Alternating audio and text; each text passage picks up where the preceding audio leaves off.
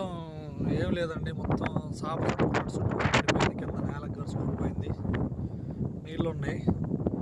వాస్తవానికి అయితే ఇంకొక 5 రోజుల్లో పోయాలండి. ఒడ్లు కూడా మ్యాక్సిమం అయిపోయినాయి, 5-6 రోజులు.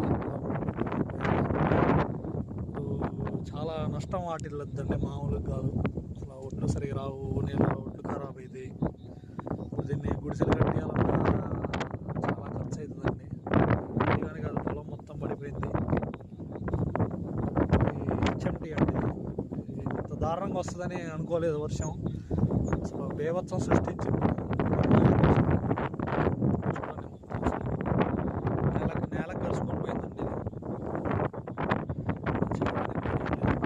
చాలా బాధగా ఉంది.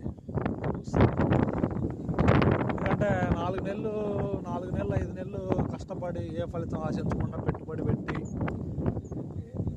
రైతు జీవితమే ఇలా ఉంటుందండి. ఇక వర్ణదేవుడు కరుణించాలి, అందరూ చేస్తేనే మన పంట చేతికి అనేది వస్తుంది. ఏం లేదండి, పొలాలు మొత్తం పడిపోయినాయి.